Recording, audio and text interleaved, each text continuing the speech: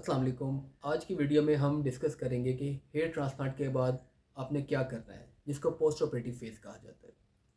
बहुत इंपॉर्टेंट चीज़ है, बहुत इंपॉर्टेंट चीज़ें हम इसमें डिस्कस करेंगे, तो लिहाजा इस वीडियो को प्रॉपर गौर से सुनिएगा, क्योंकि अगले कुछ दिन तक ये आपकी मुकम्मल रहनुमाई करेगी। जब आपकी सर्जरी हो गई, तो हमने आपको एक बैंडेज सर के अराउंड एक बैंडेज लगा के फ्री किया है। ठीक है।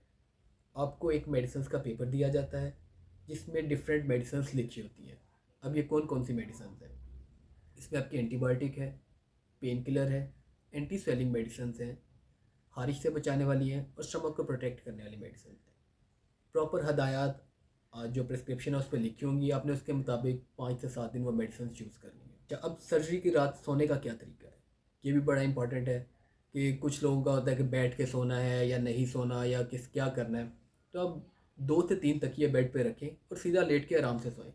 इसमें कोई परेशानी की बात नहीं है, बिल्कुल रिलैक्स होकर सोएं। किसी किस्म का कोई मसला नहीं होगा, आप अपना सर तकिए पे रखें, कोई दर्द नहीं होगी इंशाल्लाह ताला।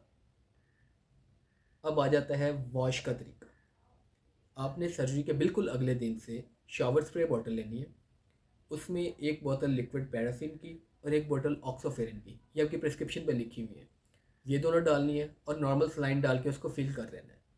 उसके बाद आपने हर घंटे घंटे बाद अपना फ्रंट वाला एरिया जहाँ पे ट्रांसप्लांट हुआ है उस पर स्प्रे करते रहना है।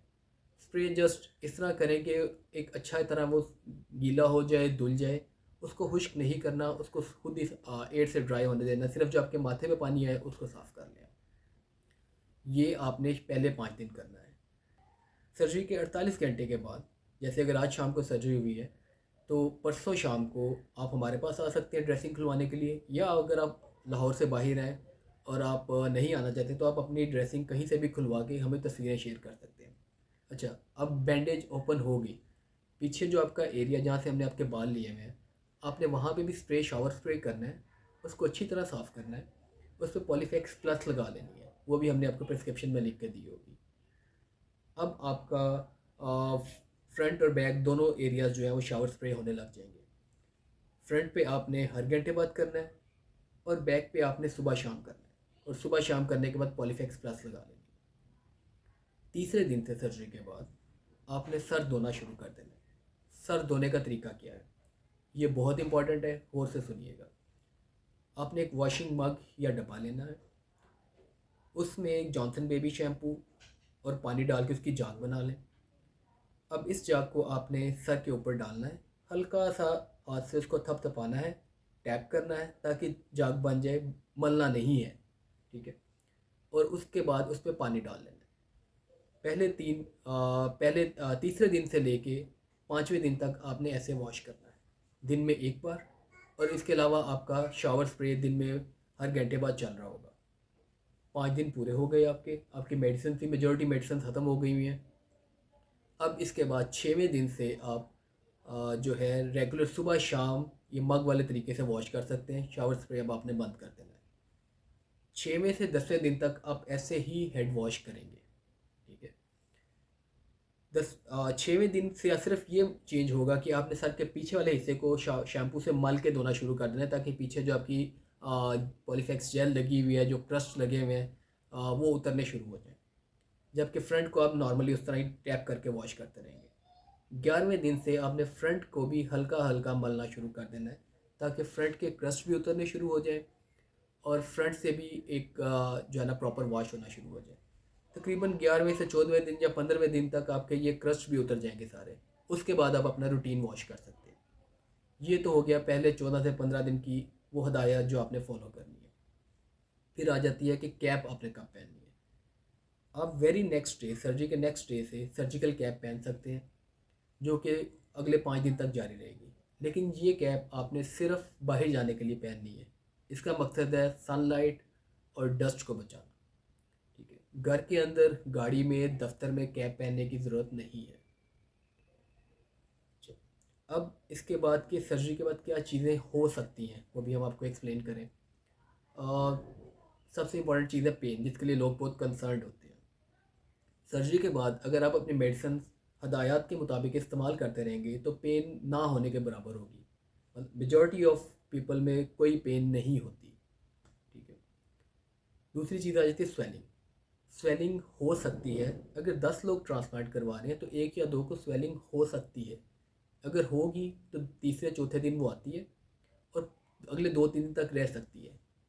हमने ऑलरेडी एंटी स्वेलिंग मेडिसिन आपके प्रिस्क्रिप्शन में ऐड की हुई है सर्जरी के बाद। दूसरा आप ये कर सकते हैं, जब अगर आपको स्वेलिंग हो तो आप अपने दोनों अंगूठे यहाँ पे फोरहेड पे रखें, माथे पे, उनको ऐसे फ्लूइड को मूव करते हुए यहाँ पे लेके आते जाएं। थोड़ी सी वैसलीन लगा लें ताकि स्किन डैमेज ना हो। इसके अलावा आप आंखों के अराउंड भी अगर है तो उसको भी ऐसे साइड पे लेके आते रहें, तो 1-2 दिन में ख़त्म हो जाएगी। ये कोई अनयूजुअल बात नहीं है, ये लोगों में हो सकती है। ठीक है। अच्छा, इसके बाद क्रस्ट रिमूवल। आपके 14वें-15वें दिन तक मेजॉरिटी जो क्रीड या क्रस्ट बने होते हैं वो रिमूव हो जाते हैं। अब उसके बाद आपके बाल गिरने शुरू हो जाते हैं। कुछ क्रस्ट के साथ भी बाल गिर रहे होते हैं। उसके लिए भी पेशेंट काफ़ी परेशान हो जाते हैं कि हमने तो बाल लगवाए थे, अब ये गिरने शुरू हो गए। तो पहले 3 से 4 हफ्ते में सारे बाल गिर जाते हैं मेजॉरिटी लोगों में, और पहले 3 महीने तक बाल कुछ पॉइंट पे आते हैं, कुछ जाते हैं, कुछ गिरते हैं, तो कोई परेशानी की बात नहीं है। 3 महीने के बाद एक ग्रोथ शुरू होती है। 5वें-6वें महीने में लुक चेंज होती है, लेकिन एक फुल ग्रोथ जिसे आप मेच्योर ग्रोथ कह सकते हैं वो तकरीबन कोई साल, सवा साल या समटाइम्स 1.5 साल तक चलती है। लिहाजा पैनिक होने की ज़रूरत नहीं। डिफरेंट लोगों में डिफरेंट मंथ्स पे रिज़ल्ट आता है, लेकिन एवरेज रिज़ल्ट 12 से 15 महीने के दरमियान एक फुल रिज़ल्ट जिसे हम कह सकते हैं वो आ रहा होता है। अच्छा, ग्रोथ फेज़ में एक और प्रॉब्लम भी होती है। वो प्रॉब्लम ये होती है कि सर पे दाने बनने लग जाते हैं, फ्रंट पे भी, बैक पे भी, जो ग्रोथ पिंपल्स होते हैं। इसके लिए भी कोई बहुत ज़्यादा वरीड होने की ज़रूरत नहीं है। आप हमसे कांटेक्ट कर सकते हैं। उसके लिए कुछ क्रीमें होती हैं, वो आपको रिकमेंड कर देंगे। जहाँ पे दाना बने आप वहाँ पे वो क्रीम यूज़ करें, तो वो आपका जो है ना दाना वो ठीक हो जाता है। और ये एक नॉर्मल चीज़ है, यूजुअल चीज़ है। सर्जरी के बाद एक और चीज़ जो इम्पोर्टेंट है वो सर का सुन रहना।